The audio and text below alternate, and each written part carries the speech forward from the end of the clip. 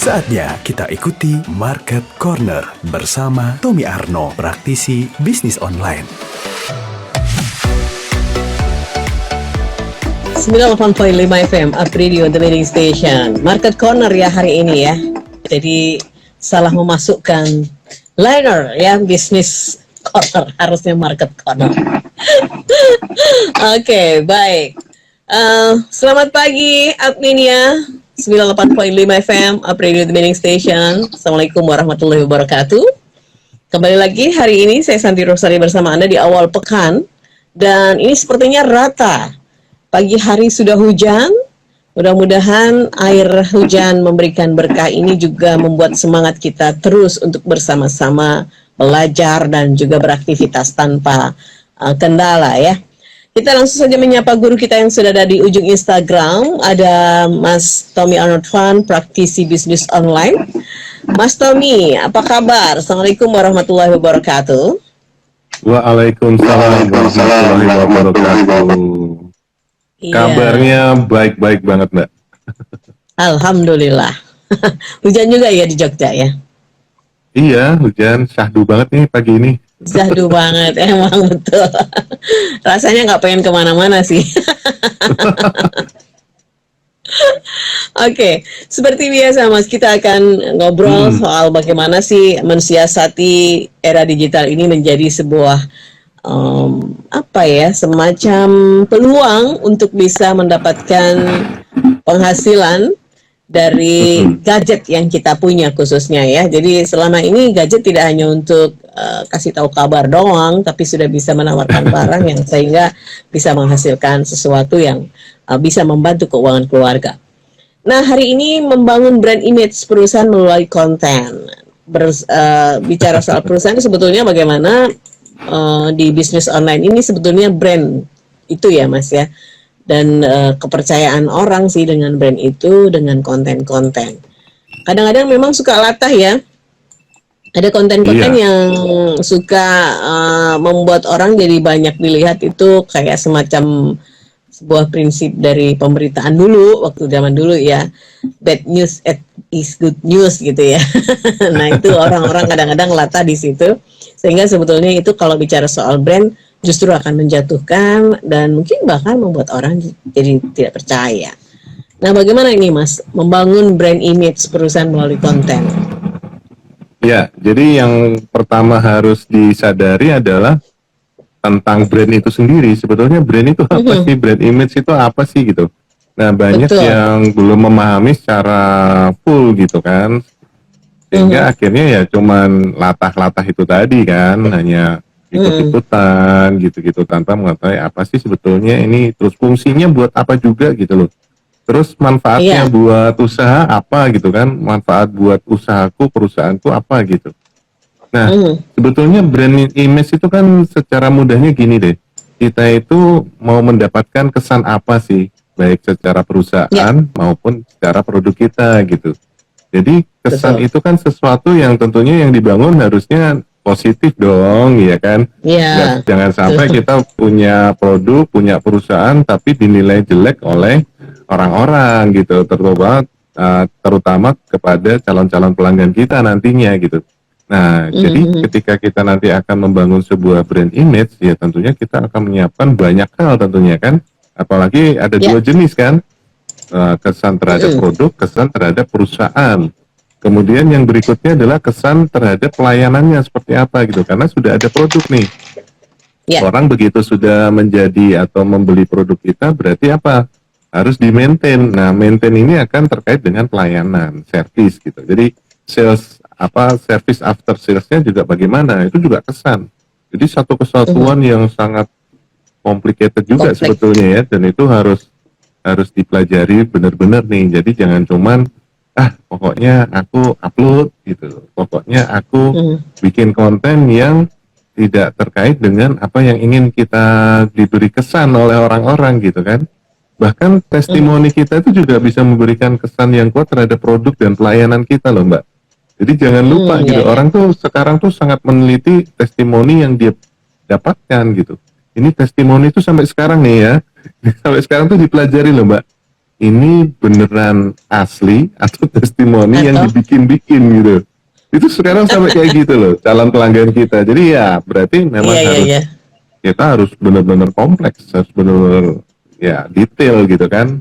Oh, Mhm, mhm, pesan terhadap perusahaan seperti ini, terhadap pelayanan seperti ini, dan terhadap produknya. Benar-benar harus disampaikan mhm. dengan baik sekali. Dan sekarang banyak sekali ya platform-platform online yang sangat mendukung hal-hal tersebut sehingga kita punya brand image yang kuat. Ya, ya. Jadi kita harus paham dulu ya, Mas, mengenai brand itu sendiri, kemudian brand image Iya, itu seperti apa, fungsinya, dan bahkan tidak hanya fungsi ya, manfaatnya gitu kan. imbasnya, manfaatnya, ya Heeh. betul, manfaatnya seperti apa. Karena tadi kalau kita hanya mengejar orang jadi ngelihat bagaimana ketika kita posting, yang akibatnya itu tadi membuat fatal, itu juga hati-hati. Karena kalau orang sudah tidak Mm-mm. percaya, akan membuat akibat yang tidak bagus juga untuk produk kita, bahkan mungkin nama ya. Kadang-kadang suka ada Betul. tuh beberapa kasus terjadi ya. Mm-mm. Nama nyaris-nyaris sama, melakukan hal yang tidak sesuai ya. Misalnya ada sebuah penipuan. Nah itu kan sekarang modelnya cepet ya Mas, di capture. Mm-mm. Namanya padahal nyaris-nyaris sama, kemudian diwaspada dengan brand ini penipuan dan lain sebagainya, bla bla bla bla bla. Ya, Ini kan harus hati-hati juga. Nah, berkenaan banyaknya dengan yang after KW-KW juga sales, Mbak, hati-hati ya juga betul tuh. betul. Benar benar benar. Nah sekarang soal apa Mas? Tadi servis, segala sesuatu Mm-mm. sekarang kan sudah cepat ya. Makanya kalau Mm-mm. teman-teman punya usaha agak lemot menservisnya, ini juga hati-hati. Kadang-kadang pelanggan ini suka nggak sabar, belum apa-apa sudah bilang tadi ya, nggak bertanggung jawab lah, inilah itulah. Bahkan tadi kalau Mas Ya, Dani mengulik sedikit, testimoni itu masih diragukan ini asli atau tidak. betul, betul.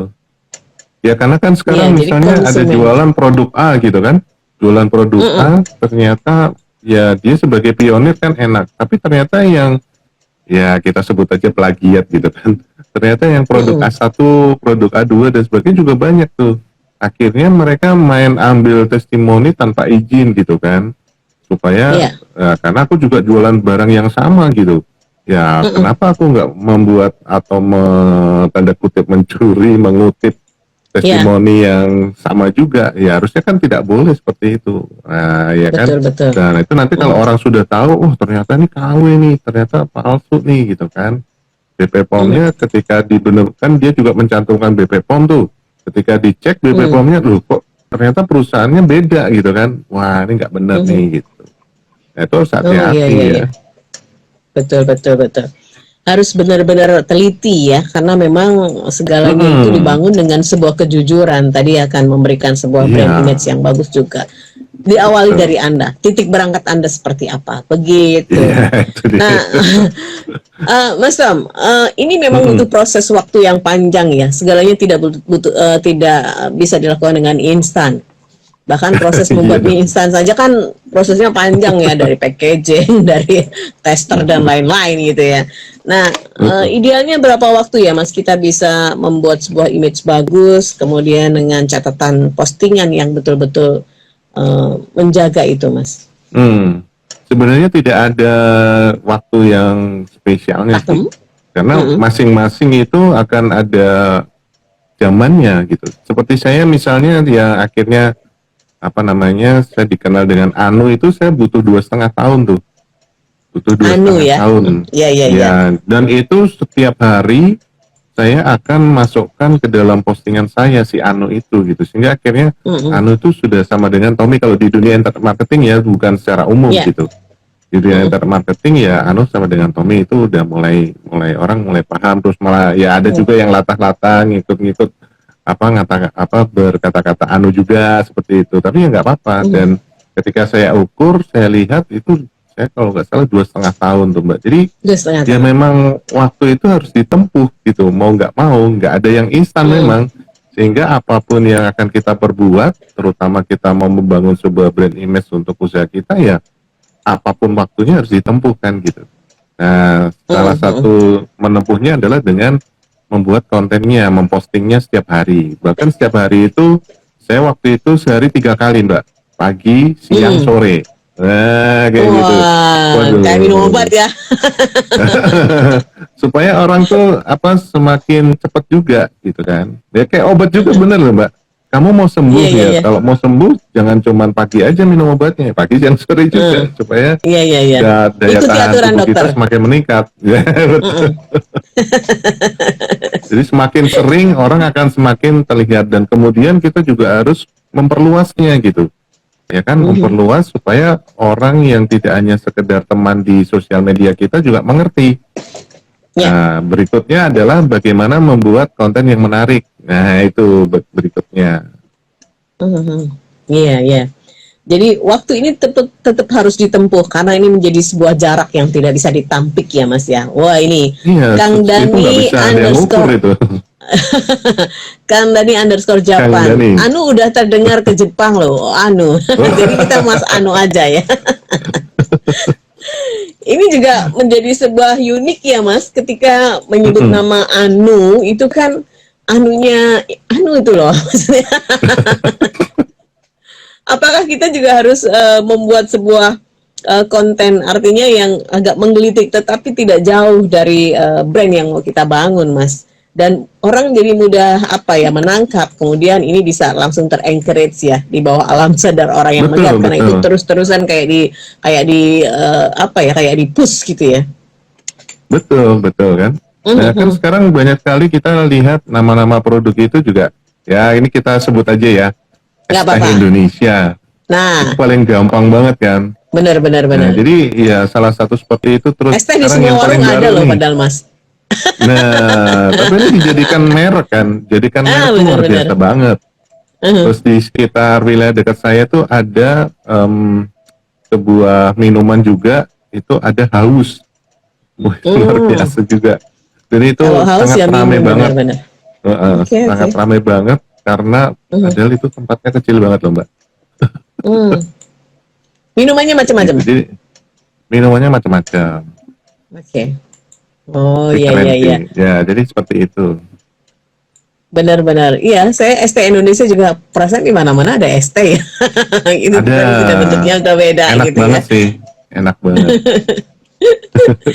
Oke, baik. Ini kita langsung saja membuka akses untuk Anda yang bergabung. Silakan bisa masuk saja di nomor WhatsApp kami 0878 333 400 atau langsung chat langsung ya di Instagram Live Apredio SMG, karena siaran ini juga bisa Anda simak melalui live Instagram Apredio SMG dan juga live streaming kami di apredio.id. Silakan download di Play Store handphone Anda jadi lebih cepat untuk bisa menemukan Apredio. Nah, Mas Tommy, kembali lagi nih, kita harus sadar benar ya apa yang mau kita sampaikan kepada konsumen sehingga produk dan juga brand atau nama dari Mm-mm. perusahaan yang kita bangun itu bisa nangkep langsung kepada konsumen. Ini yang harus disadarin ya, kesan apa yang mau disampaikan. Iya, iya. Nah, bagaimana Mas jika tadi sudah disinggung sedikit oleh Mas Tom soal ada yang plagiat, kemudian ada KW1, KW2, apakah kita menunggu penilaian dari konsumen atau kita perlu klarifikasi jikalau ada produk atau brand kita ditembak oleh orang lain, Mas? Ya, ini apa Ini salah namanya? satu Ya, menjaga brand juga soalnya gitu ya, Mas ya. iya. Ya, nanti kita lihat dulu mereka itu aktivitasnya apa gitu kan. Kalau misalnya Hmm, dia tadi ngambil foto produk kita dengan tidak izin, ya itu perlu kita tegur. Kemudian testimoni oke. kan paling sering tuh testimoni juga tuh Mbak. Testimoni Oh itu ya. testimoni kita, misalnya saya jualan sambal, ternyata testimoninya kebetulan di dalam percakapan di chatnya itu tidak menyebutkan mereknya kan. Wah, ini sambalnya enak banget. Hmm. Terus dicolong nih sama orang, karena Oh iya mungkin iya pada iya waktu iya. itu saya juga waktu itu kan lupa nggak membuat watermarknya gitu kan. Itu juga Iya, diambil. Nah, itu penting. perlu juga kita tegur. Apakah ini mitra saya atau reseller saya gitu kan? Ternyata bukan, dia juga jualan sambal dengan merek yang lain. Nah, jadi ya kita boleh tuh menegur hal-hal seperti itu. Ya kan, tetapi kalau Hmm. misalnya yang seperti itu tidak merugikan kita, ya sudah kita terus lebih konsisten lagi untuk memposting apa yang menjadi ciri khas dari kita gitu kan. Sehingga kita harus lebih rajin dari mereka nih, jangan sampai kalah orang-orang yang plagiat-plagiat itu. Ya kan? Dan kita Betul, juga akan bisa juga mempostingkan sebuah artikel yang menjelaskan atau mengedukasi calon-calon pelanggan kita bahwa aslinya hanya ada di sini, yang lain hanya tiru-tiru. Ya, boleh juga mengatakan hal-hal Iya, iya, seperti iya. itu. Kan pede ya, sangat pede dengan produk Dong. kita, jadi bicaranya seperti itu ya. Yang Ya, terpedas, apalagi kita yang pionir terenak. gitu kan. Nah, gitu ya. gitu. Nomor 1 di dunia, misalnya nggak apa-apa ya, namanya juga Nggak brand apa-apa. sendiri. Kalau saya nomor 2 di dunia. Nomor satunya? Nomor satunya yang jual. Ya, jual. Nah, ini tadi solusi yang dilakukan oleh Mas Tom, barangkali teman-teman bisa watermark itu ya Mas, yang aman Watermark aja. penting sekarang, ya. Iya. Jadi sebetulnya ada 2 hal sih keuntungan ketika ada teman-teman yang juga melakukan hal yang sama. Kita positif thinking itu akan mengepus bisnis kita, tapi kadang-kadang ada yang juga agak sedikit norak ya, sehingga merusak. Nah, itu baru kita melakukan upaya-upaya untuk bisa menyelamatkan brand kita. Baik, Mas Tommy, menarik ya ternyata bicara soal brand saja, walaupun ini urusan di online, tetapi efeknya cukup besar juga. Nah, ini ada pertanyaan bagus dari Susi. Selamat pagi, Apridio. Selamat pagi juga untuk Pak Tommy. Mas Anu ya? Oh iya, susah. Enak juga ya sebetulnya Mas Anu gitu ya. Untuk kembali mengingatkan beliau di dunia entertain. Pertanyaan saya adalah, ketika kita mencari brand, itu apakah yang unik? Apakah yang mudah dilafatkan atau yang mudah diterima oleh orang? Dan apakah yang memang kita harus searching dulu, orang tidak punya? Seperti apa ya Mas masukannya dari Susi? Saya pengen banget punya brand yang sedikit beda dengan yang lain, tetapi gampang bisa diterima di masyarakat atau konsumen. Thank you. Ya, itu Produknya kita apa bisa dulu ya? ya, produknya apa dulu. Tapi apapun itu produknya, kita pengen ngasih nama nih, gitu kan. Ya. Intinya adalah bahwa brand itu akan nanti pertama kesan kan. Kita pengen yang didapat oleh atau orang-orang itu nanti akan memberikan kesan terhadap produk kita itu seperti apa. Itu dulu gitu kan. Kemudian jelas bahwa brand itu ciri khas buat perusahaan kita, buat produk kita. Jadi semuanya sudah jualan kopi nih. Terus kira-kira apa ya saya supaya jadi ciri khas dari produk saya atau ciri khas dari perusahaan saya tuh, saya akan memberi nama ini apa gitu. Tentunya ini memberi nama itu tidak akan menjadi sesuatu yang cepat juga. Kadang-kadang ya akan tambal sulam juga. Karena saya juga pernah tuh pertama namanya saya kasih nama A, kemudian saya rubah lagi jadi nama B gitu. Termasuk kelas online saya itu kan namanya berubah 3 kali malah ya. Terakhir Akademi Facebook muncul gitu.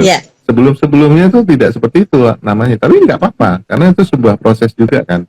Sampai akhirnya kita menemukan, oh ini loh yang bisa menjadi sebuah ciri khas yang benar-benar tidak akan ditiru sama orang lain. Seperti itu. Jadi memang ya kita pertama boleh kita riset dulu, kita browsing-browsing misalnya, oh ternyata banyak juga nih orang yang sudah mempunyai produk yang sama dengan kita gitu kan. Nah, kita boleh nih jalan-jalan dulu nih, mereka memberinya apa ya. Nah, dari situ nanti kita akan mendapatkan ide, aku ini dulu gitu. Nah, setelah misalnya saya sudah memiliki misalnya ada 5 kandidat nih brand yang mau kita pakai gitu kan, boleh juga kita konsultasi sama orang yang pakarnya gitu. Ya kan, misalnya Pak, Bu, kira-kira kalau saya ingin launching dengan nama ini bagaimana ya? Nah, tentunya pendapat mereka akan juga menjadi masukan. Ternyata sesuai nih dengan keinginan kita gitu. Ya sudah, kita lakukan itu menjadi brand kita gitu. Jadi memang akan banyak sekali step-step. Jadi jangan khawatir sih. Gak apa-apa, saya sendiri banyak kok yang berubah-ubah, jadi jangan khawatir juga sih. Jangan sampai ragu-ragu terus, akhirnya tidak melangkah-melangkah, itu juga parah. Iya, betul. Benar-benar. Jadi tadi sudah disampaikan oleh Mas Tommy ya, Susi ya, bagaimana kesan yang ingin kamu bangun dari brand yang mau kamu launching ya, kamu memunculkan ke konsumen, kesannya apa? Kalau baju yang seperti apa, ini harus jelas ya, lebih detail mungkin ya, sehingga itu akan lebih mudah ditangkap oleh konsumen. Tadi karena kamu pengen banget ini cepat ditangkap, kemudian mengencourage langsung, dan orang jadi tahu brand ini, itu produknya gitu ya. Kemudian research, ini bolak-balik. Research ini menjadi hal yang sangat urgent ya. Ada beberapa line yang mungkin kamu bisa lihat, research di Google banyak banget ya Mas, googling aja. Kemudian brainstorming dengan tim, kalau nggak ada tim ya keluarga misalnya ya, ini kan penting banget ya. Jadi kepala banyak itu lebih banyak inspirasinya daripada kepala satu orang gitu kan. Iya, perlu masukan juga kan. Nah, benar.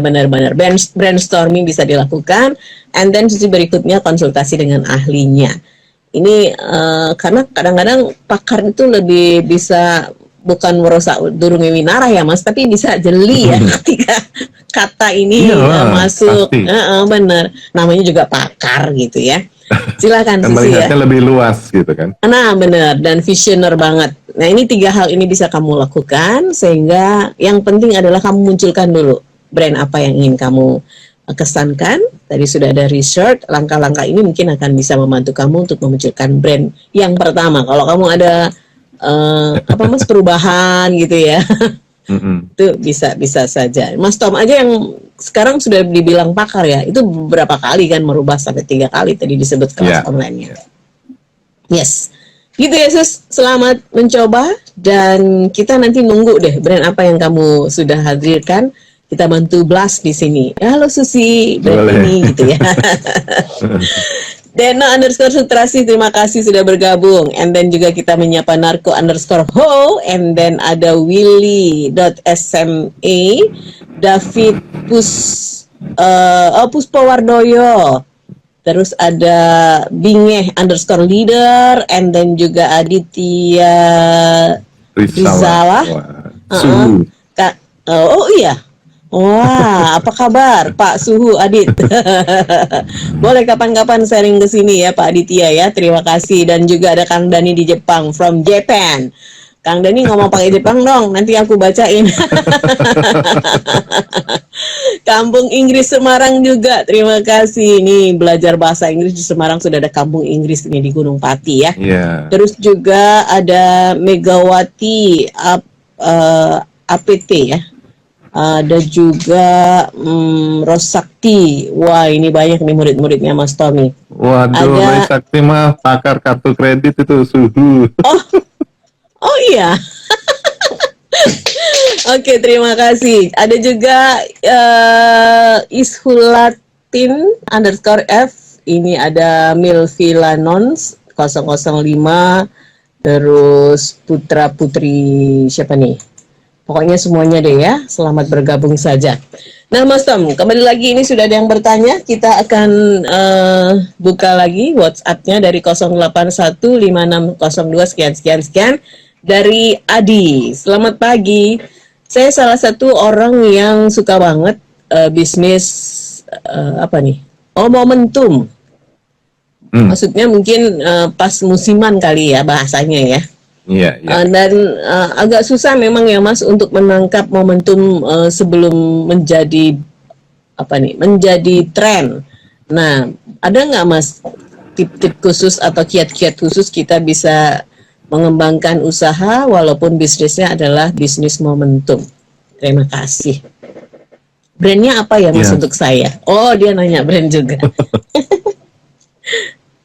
Oke. Iya, kalau momentum itu effortnya yang harus kuat ya pertama, karena kan mungkin contoh aja lah kemarin es kepal itu cuma bertahan 3-6 bulan gitu. Nah kita kuat nggak? Kalau kuat ya sudah, silakan lakukan itu, dan efeknya adalah setiap paling nggak 6 bulan tuh kita berubah-ubah gitu kan. Berarti setiap 6 bulan juga kita akan mulai dari nol lagi, karena kan bisnisnya akan berubah-ubah juga sesuai momentum yang terjadi gitu. Nah, sebaiknya sih sebagai saran aja nih ya, boleh sih melakukan bisnis-bisnis yang ada momentumnya cepat seperti itu gitu kan. Tetapi sebelum kita punya bisnis momentum itu, sebaiknya juga kita sudah punya satu yang memang untuk jangka panjangnya. Nah, jadi enak banget tuh kalau kita sudah ada seperti itu. Seperti contoh ada kawan saya seperti itu, dia fashion ya, dia punya toko distro kayak gitu. Toko distronya udah jalan nih, ya kan, tetapi dia juga melihat ketika es kepal ada, dia ikutan bikin es kepal. Kemudian ketika cilok ada, dia ikutan juga jualan cilok gitu. Jadi ketika ada momentum-momentum usaha yang akhirnya banyak sekali peminatnya, dia pun bikin. Tapi ya nggak terlalu mikir karena apa? Ya modal terjadi karena di bisnis utamanya dia, si fashion itu tadi, toko distronya gitu. Sehingga dia menyisihkan budget, menyisihkan modal untuk melakukan semua bisnis-bisnis momentum itu. Sehingga akhirnya ketika misalnya es kepal, gerobaknya kan masih ada tuh. Tinggal dia ganti aja, ganti catnya, ganti namanya jadi cilok gitu kan, ganti lagi nanti jadi dimsum, ganti lagi jadi lumpia. Jadi dia sudah punya aset yang tinggal dia rubah aja juga dari namanya, dari catnya, dari kebutuhan gerobaknya dan sebagainya gitu. Jadi ya kalau bisnis momentum boleh-boleh aja. Nah kalau misalnya mau brand tentunya karena momentum, jadi brandnya kan tidak akan tahan lama secara momentumnya. Tapi dia masih menggunakan nama di toko distronya gitu, nggak apa-apa juga. Nah, tinggal brandnya itu mau yang mana, brand utamanya yang jangka panjang atau brandnya momentum gitu. Jadi terjadi ya ketika ada momentum itu terjadi. Tapi ternyata ketika melakukan momentum, loh kok bisa jangka panjang ya? Ya sudah difikskan aja brand itu gitu kan. Tapi nyatanya ya es kepal lah yang udah nggak ada es kepal yang sampai sekarang ada gitu. Kalau cilok masih jalan loh. Kalau cilok masih oke lah. Ya kan? Kayaknya nggak ini deh, nggak musiman deh cilok. Aku aja suka jajan cilok di depan kampus kok. Buat hiburan camilan gitu ya. Nah, tadi itu ya. Jadi masukan dari Mas Tom adalah punya satu bisnis yang utama dulu, dan mungkin kalau memang tadi ada distro berarti kan dia punya tempat kali ya Mas. Nah di depannya masih kosong mungkin ya, jadi gerobak bisa taruh di situ sambil nanti orang kalau ngantri panjang, kalau lagi musiman itu kan makanan itu ngantri banget ya. Nah bisa lihat-lihat distronya gitu ya, ada koleksi apa. Itu sih Mas Adi, effortnya memang cukup besar karena kan harus melihat terus kemudian tidak pernah berhenti ya. Gitu, mudah-mudahan ini bisa membantu beberapa hal yang disampaikan oleh Mas Tom tentang bisnis momentum atau bisnis musiman yang memang lebih banyak yang di makanan sih Mas kalau ini ya. Betul. Nah, selamat pagi Apridio, selamat pagi Pak Tommy. Saya Isni. Saya mau bertanya, Mas Tom, kalau sekarang kan banyak lagi tuh makanan yang suka di frozen. Nah, saya ini baru berangkat nih. Saya itu bingung mau bikin frozen Isni. Kira-kira menarik nggak ya brand itu? Atau Isni Frozen? Enaknya gimana ya, Mas? Saya kok nggak pede dengan nama saya. Tapi saya pengen banget orang itu tahu kalau ini adalah frozen produknya saya. Terima kasih. Isni di mana Isni nggak disebutkan ya? Ya, misalnya kita mau membuatnya itu ada yang mengandung unsur nama kita, nggak ada yang masalah sih. Karena nama saya sendiri kan juga jadi brand sebetulnya. Apalagi Tom itu sebetulnya bukan nama yang sesuai dengan KTP ya. KTP ya. Gitu, ya. Nama nama KTP saya jauh banget itu, nama panggung saya itu Tom itu. Tapi malah lebih dikenal dengan itu, ya sudah lakukan saja. Nah, kalau misalnya kuliner tuh sebetulnya enak ya. Seperti tadi yang minuman kan dia ngambilnya haus gitu, es teh gitu. Nah, bisa juga kita kalau yang frozen itu kan misalnya nih kita berharap, jadi nama brand itu bisa juga doa kan gitu. Misalnya ini makanan ya, makanan yang dilahap, ya udah namanya lahap frozen gitu. Karena ketika frozen ini nanti akhirnya dimasak gitu, orang jadi lahap makanan kita gitu kan. Nah, kita dikasih mereknya bisa lahap gitu. Kemudian bekuin, nah, gitu juga bisa. Ya kan, makanan beku kan, frozen itu kan makanan beku gitu kan intinya. Jadi kita bekuin, jadi orang tuh langsung kepikir yang sangat-sangat mudah gitu. Jadi ternyata orang-orang sekarang tuh nggak pengen mikir yang susah-susah gitu. Mikir tuh yang mudah langsung gitu masuk ke dalam otak kita kan kayak gitu. Jadi ya silakan aja. Silakan aja membuat nama-nama yang unik-unik seperti itu supaya ya menjadi ciri khas sekali lagi. Ternyata kayak contohnya singkong keju tuh udah banyak banget yang bikin di frozennya kayak gitu. Ternyata ada yang cuman 57, ada yang cuman 59, yang gitu-gitu doang. Gitu. Ya, karena untuk membedakan aja, ya sekali lagi ciri khas kan segitu.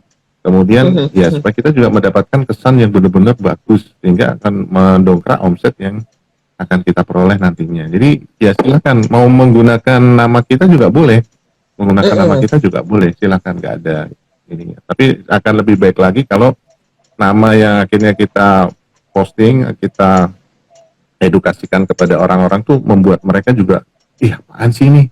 Coba ah. Nah itu yang paling penting dulu tuh, coba ah. Ternyata nyoba, mereka cocok, mereka akan repeat order. Waduh, mantap. Iya, itu ya. Jadi ini silahkan, nggak masalah sih sebetulnya kalau kamu pengen ada namamu di situ dan kamu cukup pede. Ismi itu Isnin apa ya? Senin ya? Ya enggak ya, terserah. Ngawur aja saya, nggak tahu, terserah ya.